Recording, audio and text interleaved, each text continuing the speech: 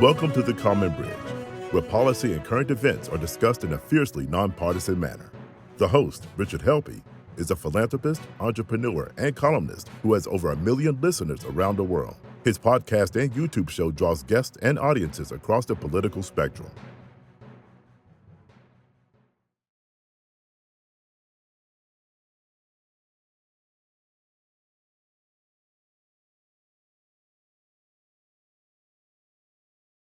We learned that at that very special time as baby boomers, that a person could go to work, could have a middle class standard of living, perhaps with a high school education or maybe some technical training if they got into skilled trades, and have a home and send their kids to college, maybe have a cottage up north or a boat.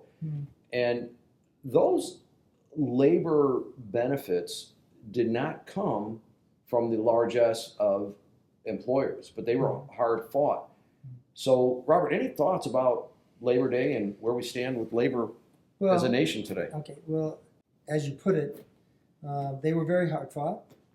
Earlier, Brian mentioned one of his documentaries that talks about this with the strike breaking, all those things, and then the federal government providing some leadership in that area. I remember from growing up that Labor Day was a big deal. It was always a big parade, especially if it was in Detroit. We always had the presidential candidates if it was a presidential year. Moving forward, labor has changed dramatically. I don't think it serves us a lot to recount, the demise of the UAW of 2.5 million members, now down to 250,000.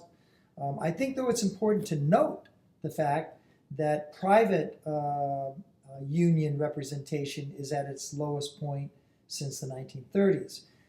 The obvious controversy is over public union in the labor market, which means that the public unions are not really beholden to the marketplace. So they don't, when they're negotiating contracts, this is my problem with it, even though I'm on the left, is that it's kind of like they're negotiating from not a marketplace, but from we are doing this essential function so that we need to get paid this. And it's not just teachers, it's also Parks and Recs and everybody else that's in that.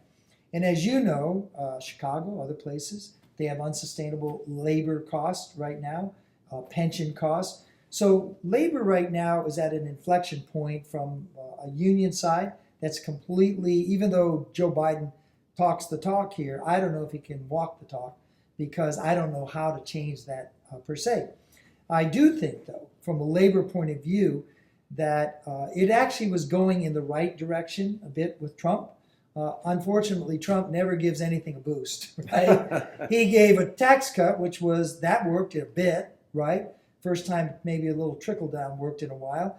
But what he didn't do is he didn't provide like the training. He didn't provide the next generation stuff. So the only way that I look at labor on this Labor Day is, what are we going to do for the next generation so that we are globally competitive? Going back to your China thing, we are not globally competitive right now. We are not really getting the hearts and minds of the young to move into disciplines that are going to make us globally competitive and to give them kind of a lifelong career aspect. So I don't look at labor any longer as a union thing, really, or as a private sector thing. I look at it as an America thing.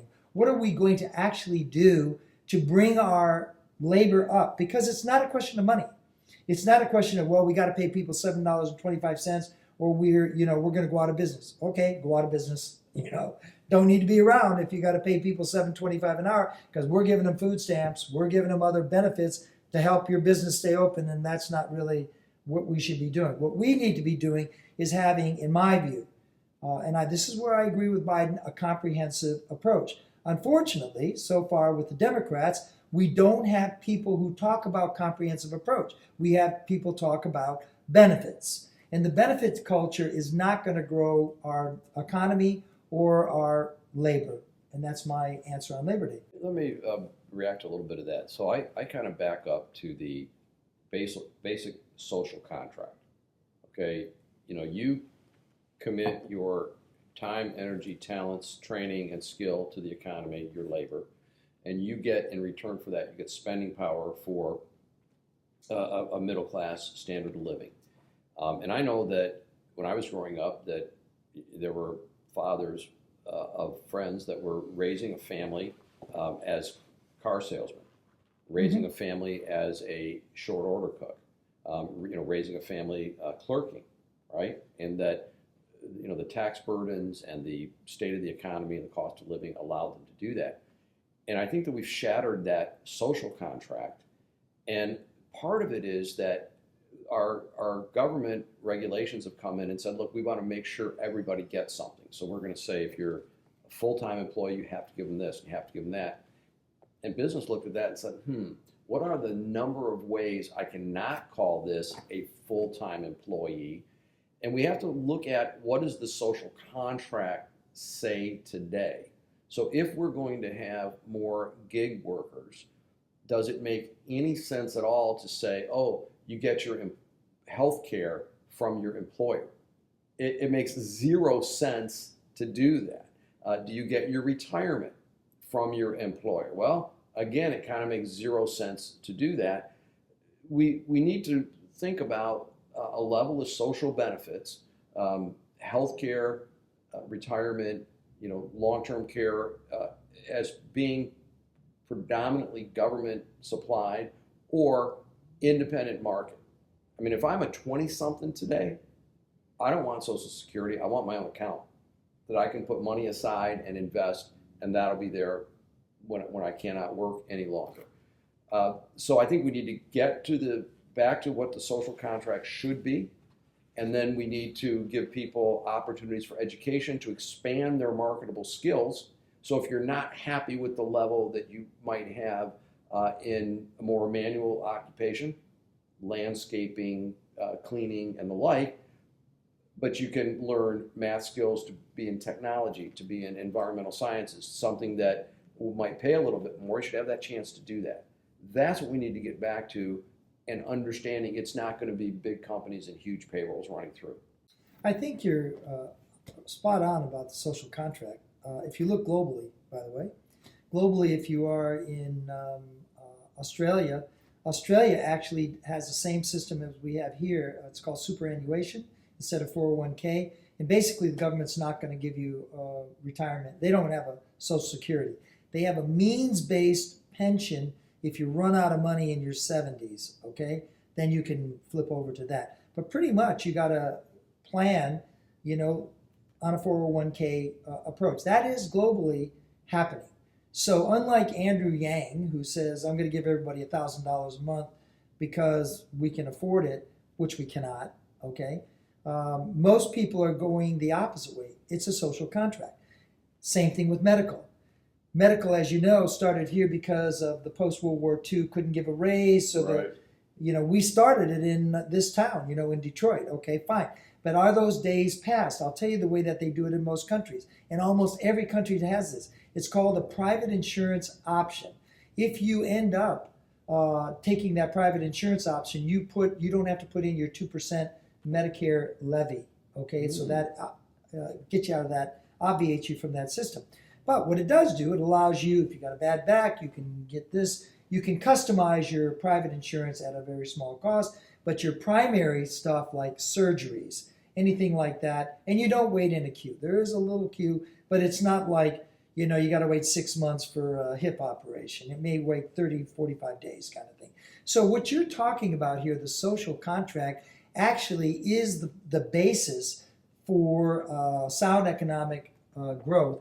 And this is my big pet peeve, which I think I've said to you before, I think we need to get everybody, that the University of Michigan to Ford Motor Company to Amazon, out of the healthcare business. Amen. Because that's not their business. And when you put in $1 billion, $2 billion, $3 billion, and X layers of people, you're not doing what you're supposed to be doing, which is to, build your business, not figure out how to get around the system or provide. And then when you mentioned your last one, I love what you said about part-time, full-time.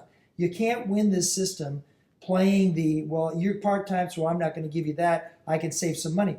That's a non-competitive kind of approach. And I completely disagree with people being used in order to gain a competitive advantage by not providing social contract Right, benefits. and look, you think one of the things we did at the Obamacare, the Patient Protection Affordable Care Act, was if you're a full-time employee, 30 hours a week. Guess what? A lot of people got their hours cut to 27 to 29. What did they need to do? Go out and get a second 27-hour job. Yeah. And we didn't solve the problem, and I've talked about it a lot on the show, so just quickly, I would say that we need to take all the tax-supported Medicare, Medicaid, TRICARE, maybe the VA. Every citizen gets a level of care. It's paid for on a sliding scale right off the 1040. Let there be a secondary market for people that want access and choice and want to pay for it themselves, they can. Challenge insurance companies to build a product. But if your employer gives it to you, it's taxable income, okay? Because that's all it is. So you got to decouple the employment from that. I'd also allow Medicare Part D, which is a great program for drugs, let everybody get on it right away. I think the problem's solved at that point. Then can I give you a fist bump on that one? Yeah. Then look, if somebody is working as a clerk, a short order cook, doing janitorial services, whatever, they can go to the doctor when they need to. They can get a prescription when they need to. If they become injured and they need a surgery, they can get it. And on the provider side, the assurance that something's coming means they can balance how many ORs they're going to build and how many clinics they're going to put out and how many doctors they're going to employ. The way we do it today... That's exactly what they do in Australia, by the way. Is that, yeah, exactly. And Australia's also got, if my understanding, the National Health Service in Australia, that you're eligible to join it when you're 19, don't have to, but if you don't start paying in and you try to, later on, there's a big catch-up premium. You have to pay a lot of money. If you, right? That's how Medicare Part D is. Yeah, so for anybody in our audience that becomes Medicare eligible, sign up for Part D, even if you don't take any drugs, because if you wait and you have to get it later, it's going to really cost you. All right, well, we just solved healthcare, but our political system isn't. We've solved labor and healthcare in the space of 15 minutes. But this comes to the point, Rich. Again, I don't want to say as business guys, but I'm a business guy, you're a business guy, right? You know that you need to keep everything in balance in order to have a successful business. And if you can take as many things out of that equation so that you can focus on what your business is, you have a way better chance of winning. If you're sitting here focusing on, how do I game the system to keep guys' hours low or whatever else, it's very difficult to win. However, if everybody's gaming the system, well, then it becomes something of pressuring those wages down, pressuring those hours down. Let's take your clerk example.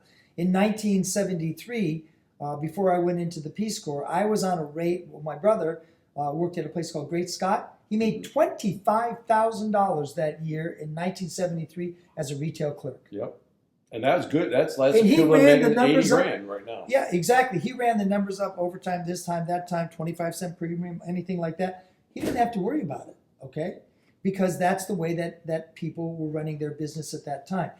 My personal feeling, Joe Biden can't get out of it, but I don't think that there is a way, you may be smarter than me, of fixing an insurance program that is a national insurance program. I think it's very difficult to do that. I think that the Medicare for All option, or getting more people into those three programs, A, B, and D, that is probably the only way that we can save ourselves from some kind of chaotic. Let me say this about that. So first of all, the Medicare for All bill that Bernie Sanders proposed, which I did read, is horrible. It basically makes the Secretary of Health and Human Services the czar of every spend of Medicare and Medicaid, for the entire country. Every healthcare spend, period. And it'd be illegal to offer a service that was also covered there. So really, you have a health... I didn't mean that Medicare for All in the Bernie Sanders. I understand what you're saying. I mean expanding Medicare. Right, exactly, and let people buy in at an earlier age. Exactly. All right, 60. But the thing that I think would, if you could do one thing that the Congress could do tomorrow, take away the tax-favored treatment of employer-based healthcare. It just, you know what? If you want to give a healthcare benefit, it's going to show up on your W-2. That is the single thing we could do that would set into motion everything else that could be fixed. And I had thousands of employees who worked really hard at getting good health care for them. And it was an incredibly difficult job because the insurance companies would bid the work low to get it, hoping that we would renew. And then when it would come up in a year, they'd want to tack on a premium that made it unaffordable. So we had to go back into the market and buy insurance again. So then you have people that are halfway through a course of treatment, and now we've changed from, you know, Aetna to Cigna to something else. And we have employees all across the country to further complicate things. So as an employer, as much effort and time as we put into it, we couldn't meet the needs of everyone because we had to meet the needs of the vast majority. And so I like the idea of getting employers out of it, period. It's no fun. And I think you make a great case that it's not what we were in business to do. And the more that you spend, the more time you spend in that area, my personal feeling is the less time you are spending it on your real business. And I don't think that works.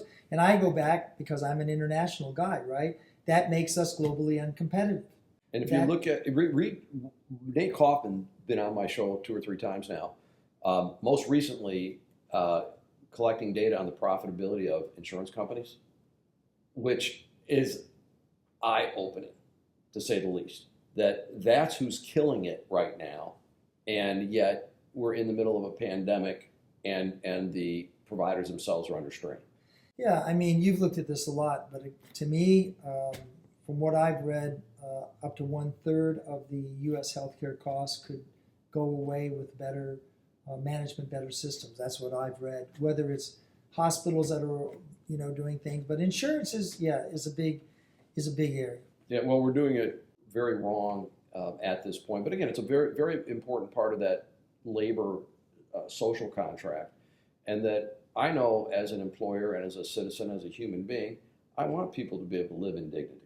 I want them to be able to have, you know, ample food and education and a forward path for their children, and, you know, safe neighborhoods and clean water and those kind of things. And that's are things that I think are not right or not left, that, you know, we want those things. Yet you'll find one political side saying, well, these people want all children to die in the streets. Well, I don't think they want that, and then people want to have an argument about that. And I don't know how we change the dialogue in the country to get people to deal with reality. But let me shift gears. Just let me ask you this. You've been spending time in Europe. And how, if you look, and you're a forward thinker, how does the world look at the United States today? Are we that beacon? Or is Europe moving away from us? You know, how do our Western Hemisphere neighbors start viewing the European unions, your European countries, not necessarily the European Union? Okay, 2 different questions there. So how does people look at us? I answer this question all the time on Quora. It comes up in lots of different ways. There's a vocal minority that's going to blame the United States for everything. And they push their agenda.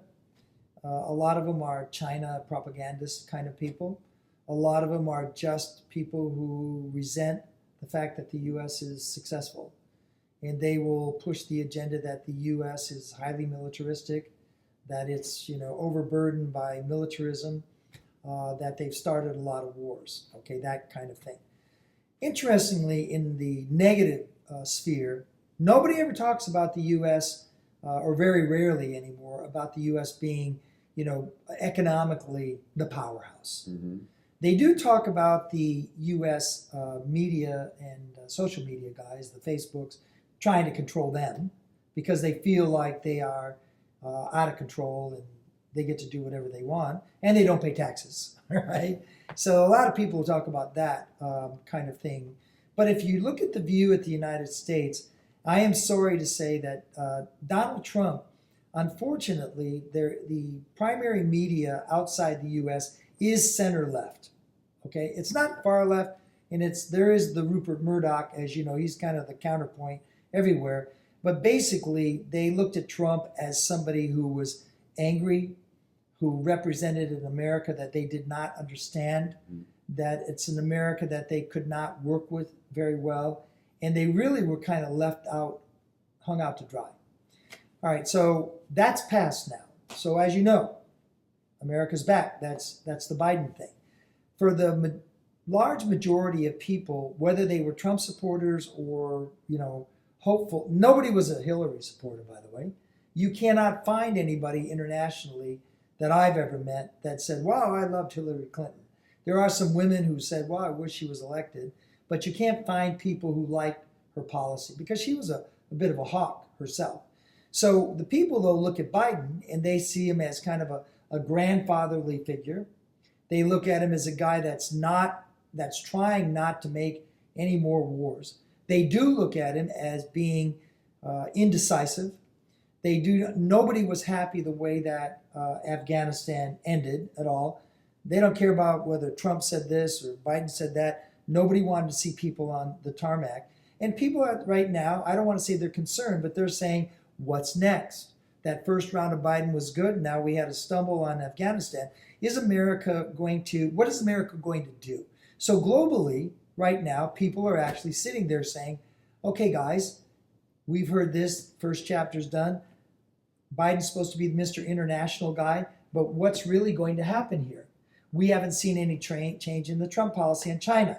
We haven't seen any change in any of these places. We got some talk about trade treaties and things like that, but nothing really concrete. So I think the biggest, if you are an American looking out at the world, is you don't want to see is any more drift. What you want to see is what is America about? And you can't just stand up and say it's about values, okay? So Biden talked about we're going to put shots in arms. Okay, good. We're putting some of that out there. Biden talked about he was going to do the global New Deal, kind of thing. Sounds good. Where's the money? Kind of thing.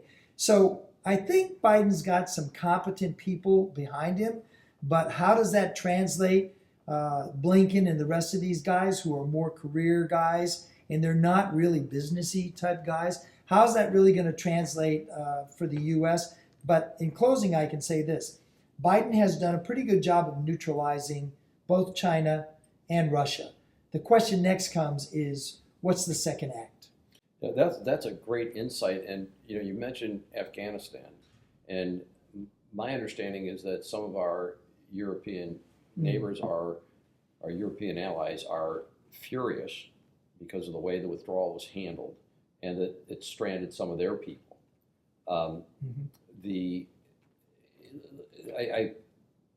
I believe that the Biden administration is hoping that this is just not brought up again.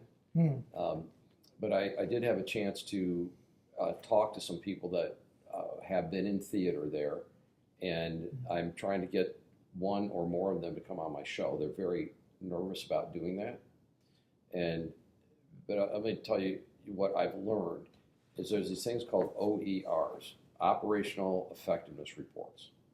And so it starts at the first level of officership, and that they have to write that this lieutenant says, oh, I achieved this with this population and so forth. And they actually have writers that are called happiness reports. Well, then they write, and then it goes up the line, and they write a happiness report, and all the way up the line. And I actually asked two different sources this question. I said, well, do the generals have the happiness reports? Oh, yeah. I go, well, could they be relaying that to the president? Oh, yes. So the conclusion I'm starting to reach is that the president was making decisions based on a lack of intel because of the way that the bureaucracy was working. But all have told me that there were other ways of getting the intel, and they're all very distressed that our human intel on the ground in Afghanistan has been lost. And not only has it been lost, but part of what our military was doing was getting biometrics, fingerprints, retina scans on people that were helping us, and that now that the Taliban have that, And there were reports coming out that they're using that to track down people and kill them. As of today, there's one congressman saying that we have 6 airplanes sitting in Afghanistan that the Taliban won't let leave. I'm not trying to go through here chapter and verse, because I think Leon Panetta, Democrat, Mike Pompeo, architect of the withdrawal plan, and some other military people universally say it was not handled the way it should have been handled. And incredulous that the president could come on and say, yeah, we thought this might happen. He's got to own this thing, and to the extent that you know about this, because I'm completely ignorant, that supposedly there's a lot of lithium there that the Chinese are going to mine, but here's my view. The problem with the 20-year, I don't disagree with you. Certainly we have a real PR problem too. But generally speaking, it was predictable that was going to happen. That happened. The problem is that nobody predicted that a 300,000 man and woman army would disappear overnight. That's almost impossible to predict. That being said, nobody ever, Ashraf Ghani, who would ever believe that clown, and they all sat there and they had him, and he was clearly a puppet, okay? Mm-hmm. And he ran out of there as fast as he could. So I think that both Trump and Biden are victims of their own hubris, which is that somehow things are going to go at least reasonably well, instead of taking the worst case scenario. I, survive in business. I don't know about you. I always take the worst case scenario. Absolutely. If somebody says next month growth's going to be X, I'm like X minus, okay? Absolutely. And if it hits X, I'm like, okay, happy. If it's minus, I live with it. I know how to live with it. I don't think that neither Trump nor Biden dealt with this thing, understanding that what is the worst case scenario. So you can say it's Intel, you can say whatever you want to. But moving forward and answering your question, Europeans were very unhappy. If you've got the NATO guys who are always like the, namby-pambies, if they're unhappy, well, then that's not a very good thing, okay? The second thing is that the U.S. is no longer going to be the world cop. Now, you can say that, but there's a strong case that could have been made, and I would have made it, that some limited presence in Afghanistan holds China back, holds Russia and all the stands back, that as long as nobody was getting killed, okay, or it was very low, maybe we were not building roads, maybe we were doing some, basic stuff for women and children. Okay, but was that a sustainable thing? The answer was yes. I don't think anybody would have told you that. It's not the military guys saying we got to blow it up to 100,000 people. The problem of both Trump and Biden is they threw the political solution onto something that was far more complex, and neither of them did the right thing. And we're paying for it. Now, our biggest issue is not that we're not going to be the global cop, is that we don't have that spot there. Yeah, right. We've given up that geography there, yes. And now the flights that are coming in. But I can see that the reports from the generals coming to the president's desk saying, hey, we've got all these reports, 300,000 person army. All right. I would think if I'm the president of the United States and with this outcome, I'd have been firing people. Right. So whoever gave me the bad intel has got to go. And, frankly, and I've been saying for 20 years, when we first went in, when the 10th Mountain first went in, we should have taken the Taliban out, which we did, destroyed the training camps, and said, if we see any more training camps, we're coming back. But in the history of the world, no foreign power has been able to hold that. No. And, we should have, the other people I'm talking to are saying we should have come out in the winter, all right? Because different time of year. Yeah, and there's folks that are saying, well, this is going to be a new Taliban. So I said, okay, let me think about this. You're a 24-year-old tribal fighter, okay, part of the Taliban or ISIS-K or some other group. You've been living in a cave. You've been trained to fight. You're one tough guy. And you're being told that when we overthrow the Americans, you're going to be able to go in and pick any woman, and that's going to be your wife, pick a couple of them, okay? and you can exact revenge on the people that fought you. And now you're going to come out and you tell me, oh, hey, you know what we told you about the wife and about the revenge? Never mind. It's like, it's not going to happen. If you look at, I spent a lot of time in developing countries, and if you look at the villages, the caves, all those things, and you look at Kabul, what did you see in Kabul? People in beautiful clothes. You saw them in nice dress, the guys were in like nice robes and all these kinds of things. There's brand new cars everywhere.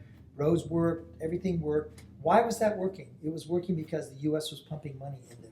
Even Biden said, we paid the salaries, we paid this, we paid that. So yeah, if I'm a Taliban fighter coming in there, I'm seeing a bunch of kind of weak people that have not been following the faith, and I'm going to assert my control. So it's, again, naivete or lying, if you want to say.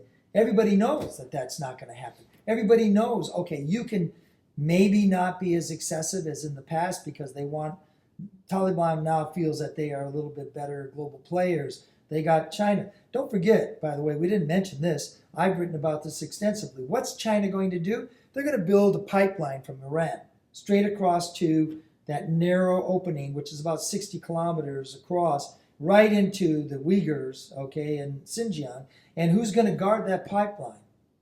The Taliban. Because what are they good at? Guarding pipelines and having guns. So that's what's going to happen. What this has done is guaranteed Iran is going to have a pipeline directly to China, because China's not going to go off the oil. They need to get off the oil. They need oil. So China, by the way, we don't mention this, but this is an important thing. There is something called the Belt and Road Initiative. Right. We mentioned it with Aaron Busky. Bottom line is that China is looking for resources. They don't care about human rights or any other thing like that. They give a damn about anything. If they get their oil that way, they might not have to get it from Russia. They're just looking for places. If they get their lithium from Afghanistan, they don't have to do something somewhere else. To them, it's all about making China the global superpower, not share it, the global superpower. So when people use big words about existential threat and things like that, those are nice words, but the reality is, look at China as a 5,000-year-old civilization. They are not the USSR, which was a crazy thing of amalgamation of different cultures after, World War I kind of thing. This is a 5,000-year-old culture that is going out. They got Xinjiang, they got Tibet, they got Hong Kong back. They're going to put pressure and eventually get Taiwan back. There will be some kind of deal made. But their goal is to be the global hegemonist, where we are all vassal states. And at the end of the day, the real question for me on any of these kind of global policies are, anything that slows down China is a good thing. The way we pulled out of Afghanistan was a bad thing. Absolutely. And then when we start thinking about everything we've talked about today about Europe, we only touched briefly on the southern border, talked about a little bit about Asia and a lot about China. Where do we go forward as a nation? And we have to be the United States of America. And that does not mean groupthink. That does not mean we're going to shout down people. That does not mean that if someone wants to practice being a Hindu, a Buddhist, a Muslim, a Christian of the Jewish faith, they should have that opportunity to do that. Our Constitution and our Bill of Rights are wonderful documents. And I've challenged people, say, if you're going to design a country from scratch, how would you go about doing it? And I think most times people come around to what we've got. We need to understand that our generation and the generation of our children and grandchildren have to work the Constitution and be competitive just as future generations or past generations were. That's where we need to come together. And it doesn't serve any purpose to say, my team, led by this person, whether you're red or blue or Democrat or Republican or what have you, we're just better than those other guys are so bad. But we've become really, really good at being critical of the other. If it wasn't so damaging, it would be comical. But we're living in an America today where you can make somebody believe the most absurd, worst thing about the other just because they're primed to do it. That, to me, is what we need to stop. Okay, does it make sense? Okay, and it's kind of aged, but we now have a woman that's part of the Civil Rights Division of the Justice Department who went to the mat that Justice Smollett was not getting justice and that was being mistreated by the Chicago Police Department.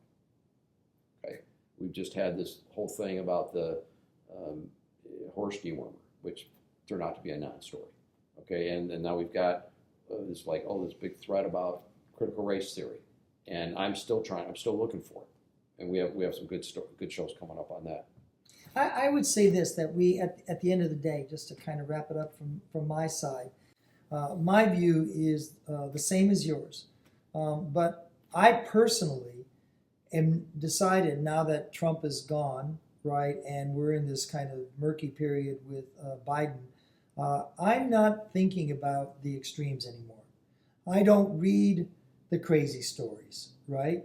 I do get concerned about something like Texas with the abortion law. I think in the turning people into vigilante kind of situation, that's something that concerns me. That's crazy even for Texas. Yeah, okay, that's Texas. crazy even for Texas. And you can be as creative as you want to stop abortion, but that's not the way to go. Anyway, I get concerned about something like that. But the bottom line for me is, I think that as all of us, and this is my message, and thank you for letting me be on, is that we need to talk about what are the things, again, that you talk about all the time that bring us together.